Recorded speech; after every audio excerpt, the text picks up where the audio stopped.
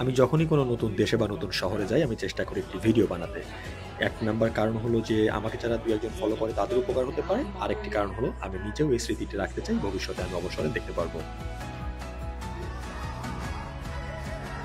এবার গিয়েছিলাম সাউথ কোরিয়াতে। এবং সাউথ কোরিয়াতে অসাধারণ একটা অভিজ্ঞতা হয়েছে আমার সবকিছু মিলে। সেটা আপনাদের সাথে শেয়ার করতে চাই। প্রোগ্রামটির নাম হচ্ছে if we international forum with the youth. এটি জাতিসংঘের গবেষণা প্রতিষ্ঠান যেটি রয়েছে এবং দক্ষিণ কোরিয়ার মানহুয়া ব্রডকাস্টিং কর্পোরেশন কর্তৃক মূলত ফান্ডেড। তবে আয়োজনটি করেছে ডিবেট কোরিয়া। এটি হলো সাউথ কোরিয়ার ইনচিয়ন এয়ারপোর্ট।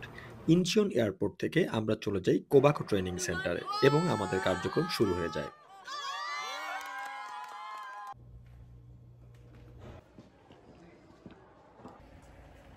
এই প্রোগ্রামে নর্থ আমেরিকা, কানাডা এখান থেকে পার্টিসিপেট করেছে ২৫ জন তরুণ-তরুণী, ইউরোপ থেকে ২৫ জন, লাতিন আমেরিকা থেকে ২৫ জন, এশিয়া এবং প্যাসিফিক থেকে ২৫ জন, আফ্রিকা এবং মিডল ইস্ট থেকে ২৫ জন এবং কোরিয়া রিজিওনাল ছিল ২৫ জন।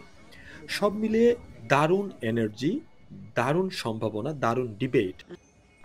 আমাদের এই প্রোগ্রামের মূল ভেন্যু ছিল সিউলের হ্যানিয়াং university. You have anything to say to the students of Exeter? Bleed green! Be green এই আহ্বানটি যে জানালো ওর নাম হচ্ছে এমিলি।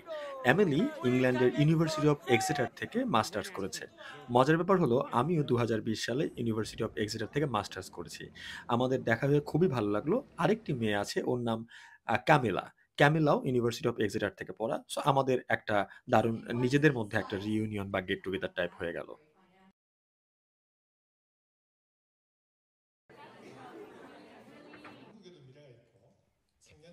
আয়োজকরা হ্যানিয়াং ইউনিভার্সিটি সহ বিভিন্ন টেম্পল এবং প্যালেসেও আমাদের বিভিন্ন সেশন কন্ডাক্ট করে এবং সেই অনুষ্ঠানে সিউলের বড় বড় সরকারি কর্মকর্তা, কর্পোরেট কোম্পানির সিইও তারাও এসেছিল। সবচেয়ে মজা হয়েছিল আমাদের জন্য একটা স্পেশাল কনসার্ট ইউ&আই কনসার্ট অ্যারেঞ্জ করা হয়েছিল।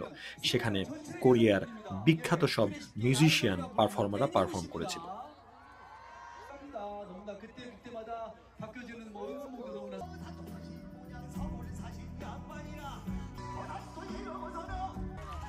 এই কনসার্টের ভেন্যু ছিল গিয়ংবকং প্যালেস। নান্দনিক আলোকসজ্জা এবং চমৎকার সাংস্কৃতিক উপস্থাপনার মাধ্যমে এক বর্ণিল আয়োজন।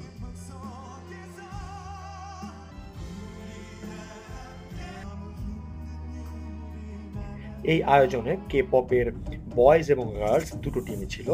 বয়েজদের ভিতরে ছিল এন হাইপেন এবং এন ফ্লাইং, আর গার্লসদের ভিতরে ছিল স্টেইসি। তারা মনে করিয়ে দিচ্ছে স্কুইড গেমের কথা।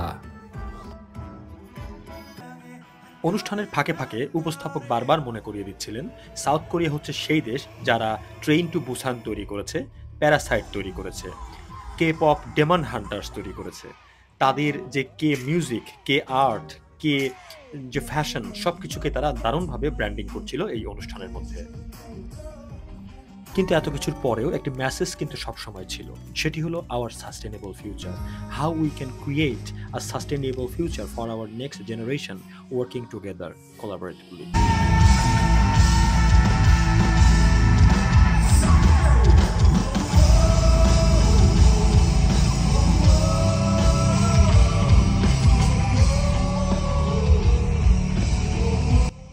এটি হলো দক্ষিণ কোরিয়ার সবচেয়ে জনপ্রিয় রক ব্যান্ড ওআইবি এর পারফরম্যান্স।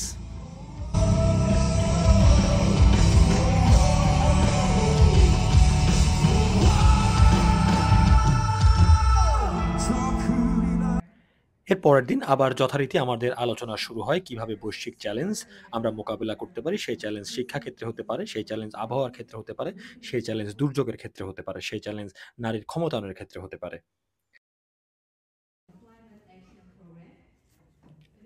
এরপরে আমরা একটি ট্রেডিশনাল লাঞ্চে চলে যাই। যে নান যিনি দেখা যাচ্ছে উনি আমাদের শিখিয়ে দিচ্ছেন কিভাবে বারু লাঞ্চ পদ্ধতিতে খাবার গ্রহণ করতে হয়। এই জিনওয়াংসা টেম্পলে এই ডাইনিং হলে আমরা একসাথে সবাই একটি নির্দিষ্ট ভঙ্গিতে ভক্তি এবং শ্রদ্ধার সাথে কোনো শব্দ না করে সামান্য পরিমাণ খাবার সবাই মিলে একসঙ্গে আমরা আহার করি। এটি আমার জন্য একটি দারুণ অভিজ্ঞতা ছিল। দক্ষিণ কোরিয়া ভ্রমণ আমার জন্য একটি দারুণ অভিজ্ঞতা ছিল, শিক্ষণীয় ছিল। কারণ আমি আসলে বুঝতে পেরেছি যে বর্তমান যে বিশ্ব, আগামীর যে বিশ্ব, সেই বিশ্বের তরুণরাই আসলে নেতৃত্ব দিবে। তবে সেক্ষেত্রে তরুণদেরকে যথাযথ লেখাপড়া করা, পৃথিবীর বিভিন্ন জ্ঞান সম্পর্কে, উদ্ভাবন সম্পর্কে এবং প্রযুক্তি সম্পর্কে জানতে হবে, নৈতিক মূল্যবোধ ধারণ করতে হবে। আমি বিশ্বাস করি যে এই যাত্রায় যারা আমাদের সাথে ছিল তারা একসময় পৃথিবীর নেতৃত্ব দেবে এবং পৃথিবীর পরিবর্তনে ইতিবাচক ভূমিকা রাখবে। বিদায়ের আগের রাত্রে আমরা চেঙ্গিয়ংগুং প্যালেসে যাই এবং সেখানে একটি দারুণ লাইট শো হয়, অর্থাৎ পুকুর এবং গাছের উপরে শক্তিশালী আলোক ছটার মাধ্যমে তারা তাদের যে ইতিহাস, তাদের যে কালচার, আর্ট এটিকে উপস্থাপন করে। সকলকে ধন্যবাদ। ভ্রমণ সবসময়ই চিন্তার জগৎকে প্রসারিত করে। বেশি বেশি ভ্রমণ করুন, নিজেকে মেলে ধরুন।